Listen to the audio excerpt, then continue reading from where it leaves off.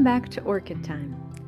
It is mid-September 2021, and today I'd like to do a collection walkthrough and show you what I have in bloom. We start with the Habenaria rhodocheila Gabby.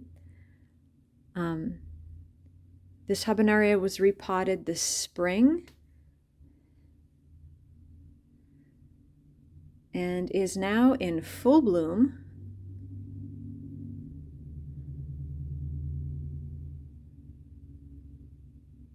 It typically blooms for me around this time in September.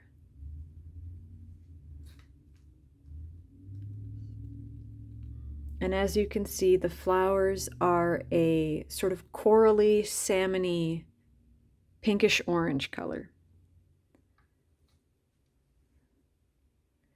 This year it has produced 4 flower spikes, all of which are in full bloom at the same time. Last year, not all of the spikes it produced were fully open at the same time. And I'm not sure which is more typical, but I like being able to enjoy it in its full glory all at once, so I am not complaining. And this is a plant that I'm planning on taking to tomorrow's orchid meeting for judging. So if all goes well, I'll be able to do that, and we'll see how it does.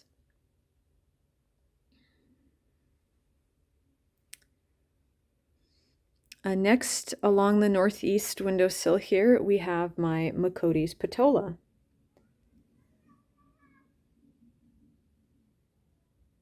Macodes are a type of jewel orchid, and they are typically grown for their foliage, which, as you can see, is quite beautiful. But it does bloom when it's happy, and I am pleased to report that mine is blooming for the second time ever this year. The first time it bloomed was last year.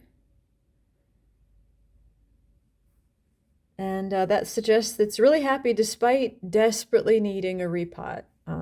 It has been a high priority for repotting all year, but I have not gotten to very many repots. So, however, if it's willing to bloom even in slightly old moss, even crammed in, that's very good. It's growing very vigorously. As you can see, in between the leaves, here and there, we have new growths. So these flower spikes, I'm trying to rotate the plant so that the flower spikes are more or less straight. They do angle toward the light, but because this is a northeast window, they are weaving side to side a little bit. These flower spikes will not have flowers fully open all at once, or at least they didn't last year. And so this is probably the best they're going to look in the blooming process right before they're open. There. I will try to get a picture in a few weeks when they're more open, but as they extend, a few flowers open up at a time, and then the flower spike keeps extending, flowers keep opening, and then the old ones just kind of, sit there looking somewhat unsightly. So I think it looks best right before it starts opening because the flowers are not particularly remarkable, so the appearance is tidier. Now, next door you can see my poor Path purpuratum. It is not doing well. It is struggling for probably a number of reasons that I am working on, but it is also in spike. So hardworking little guy. This year's growths are really stunted. And it's spiking for me anyway. I don't have very high hopes for the flower, but we'll see. The flower will probably be open in about a month or in a few weeks' time. So we'll see how it turns out. That is all that is of interest on the northeast windowsill. So now we head to the northwest sill. Here we are at the northwest windowsill, and a lot of exciting things are happening here. But first, we have to say hello to Paprika. Are you awake? Hi. Yeah, hi. This is one of her favorite spots to nap. So, northwest windowsill. Lots of things are in bloom. Lots of things are blooming for the first time. If we go right to left, we have a pingicula, once again in bloom, not a first bloom. Desperately in need of a repot. It is fully crawling out of this little pot. I still haven't gotten to it. But oh, it's got 2 flowers actually. Wow. Let's see if I can get them all in one shot. 2 flowers. My Prosthechea cochleata is still blooming. It's been blooming since I think late June or maybe July. It's been blooming for about 2 months at least, which is typical. It is also neglected and in need of a repot, but blooming beautifully nonetheless. And then we have the first bloom corner. I'm very excited about this. Let's turn this around. And this is Phalaenopsis equestris coerulea. There we go. Phalaenopsis equestris coerulea blooming for the first time. I got this plant in April of this year, and I did not expect blooms so soon, but I just love these. These are so cute. They are not fragrant.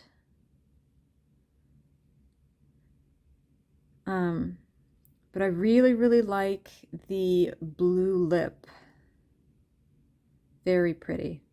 And the way that it's facing the window, all the flowers are going to be facing the same way, which may or may not make for the best presentation once they're all open. We'll see.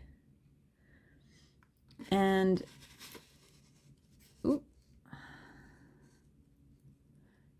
behind that is Habenaria regnieri Milston, I believe it's called. This is my brand new Habenaria, also acquired in April of this year. And I was so excited to see this in bloom. The flowers are pink with like a white part back here. I don't know if this would be the sepal. I think it is. They are just darling. I love this Habenaria. I am so happy with it. The flower spike is so heavy that I've actually had to set the teeny tiny pot into a plastic cup in order to support it. The leaves are kind of propping it up.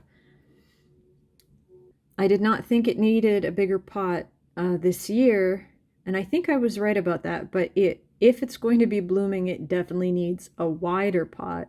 So next spring, hopefully before it wakes up from dormancy, or maybe even this fall if I get to it, once it is dormant, I will definitely be moving it up a pot size because this is silly.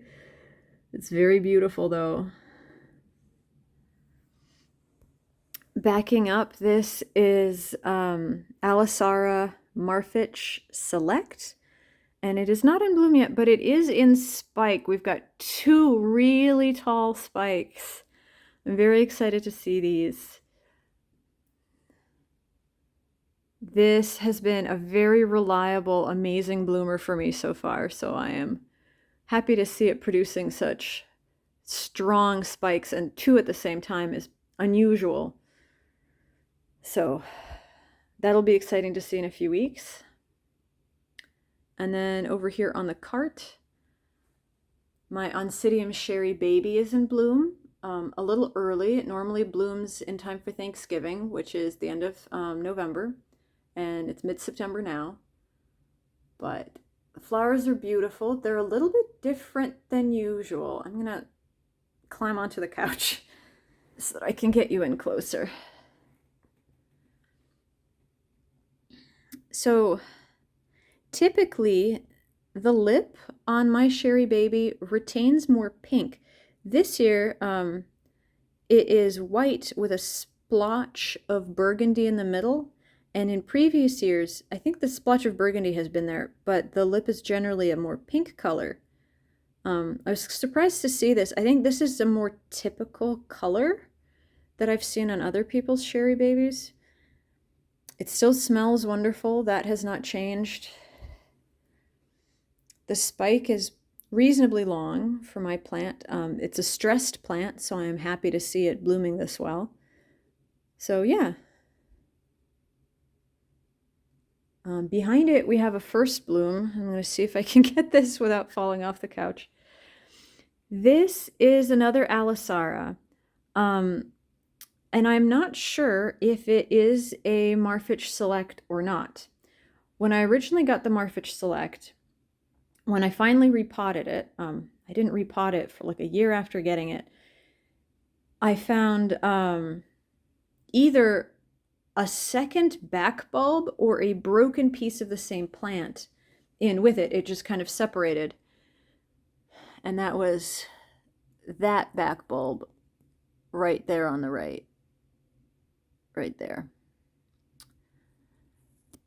So I gave it its own pot the last time I repotted, and it sent out several growths and is now blooming for the first time. It is, I mean, it's definitely an Aliceara. It looks very much like a Marfitch, but the color is much more washed out. The flowers are smaller. The color is washed out. It's not as burgundy. It's sort of a, I'm not sure if this is coming across. I'm not sure if this is coming across on camera, but it's much less burgundy and much more of a faded lavendery purple than the Marfitch Select. And that could either be because the plant is young and stressed, or it could be a slightly different Aliceara. I'm not sure. I was really hoping they would be open at the same time so I could compare them side by side, but that didn't happen this year. So yeah, we will see. I will try to compare them based off of pictures, because I'm sure this one will no longer be in bloom by the time the one I know is a Marfitch Select is open. But yeah, very pleased to see this guy.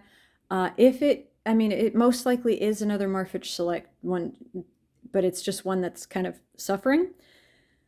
So if I can get it a little bit happier, you can see it's not in the best shape. If I can get it happier, since it is a duplicate, I will probably eventually either raffle it off or sell it off at my Orchid Society. If I can get it presentable.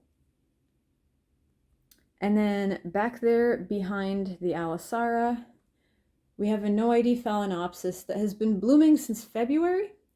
It's doing great. This is the second spike of the year, but it has been blooming on one spike or the other continuously since I think February, possibly late January.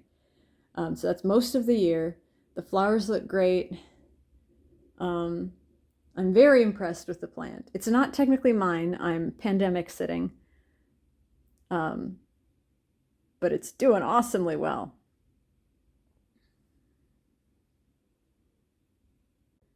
We are now at the southwest window, and there aren't flowers here, but there are a couple of updates. So in front of us is my BLC Eric Paul Judy, which I got this April. And as you can see, it has abandoned this sheath, which I'm really bummed about. I was really hoping to see it bloom. However, the plant is pretty stressed, or at least it seems to be pretty stressed. I'm still not very experienced with Cattleyas, so I'm not sure. But I consulted with a member of my Orchid Society, and she thought that this leaf blackening was most likely a magnesium deficiency. And there's blackening here too. So it's quite likely that it just abandoned the sheath because there aren't enough nutrients. Because while it is growing all of that, it has also decided to start a new growth here. So yeah, the nutrient deficiency is due to the continued water issues I'm having at this house. And I'm trying to address them. I'm trying a new thing that people in my Orchid Society recommended. I will report on it once I know either way what's going on. But at least this guy's growing really well. That's exciting. I was hoping to see a flower. It's a February bloomer. So I was really hoping, but Not this year.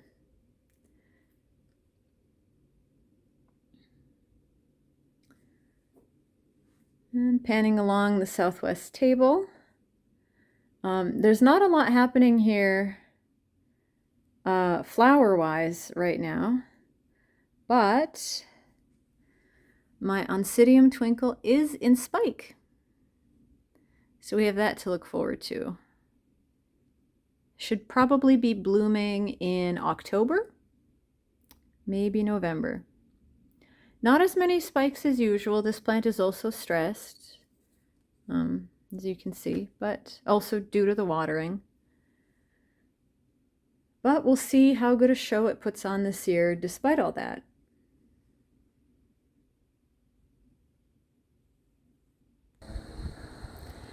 And for the final bit of the update, we are outside. These are my Vandas.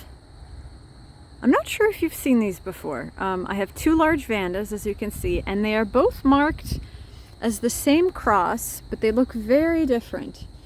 Let's see. Oh, you can't really see the tag.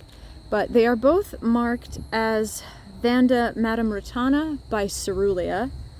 I'm not sure that they both are this cross. As I said, they are extremely different in a number of ways. And I do have a focus video on these plants where I go into that in greater detail that I still have not published. But once that's up, I will link it so that you can see in greater detail. However, for now, they are both blooming. The lavender Vanda is finishing up, or it's just starting to fade. You can see the first flower has faded. Let me take that off. These lavender blooms are spectacular this year. They got a little beaten up in a series of thunderstorms we had, but despite that, they look amazing. They're really big. They're like the size of my hand this year, which is fantastic. And the color is so rich. Some years it's a much more muted pale lavender. It's a very rich purple this year. I am just thrilled with this guy this year. So, and the plant itself is enormous. You can see all of the roots and the plant itself. And it now has two keikis, one on each side. See, I'm not planning on separating the keikis because I'm afraid to try it. But it is a very happy plant. The other Vanda, which looks much more like Madame Rattana, is on the other side of the tree. Oh, and it's high up. It is just starting to open.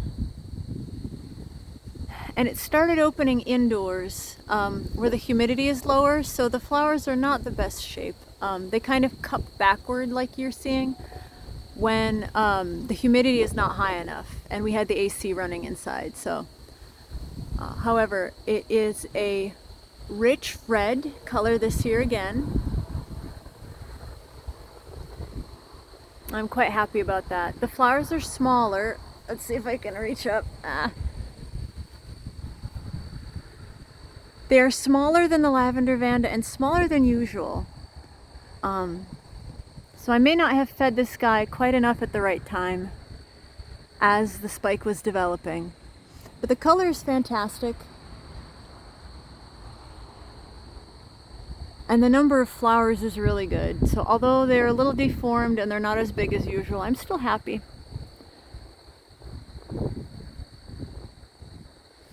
So this has been the collection update in mid-September 2021. Let me know if you grow any of these plants yourself and how they're doing. If you're interested in seeing updates on these plants or on the other plants in my collection, I invite you to subscribe. And if you think Paprika deserves a treat for putting up with me filming, then give this video a like. And I will see you in the next video. Thank you for watching. Bye.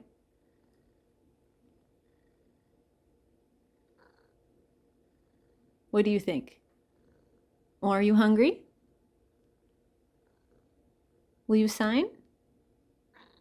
Yeah, good girl.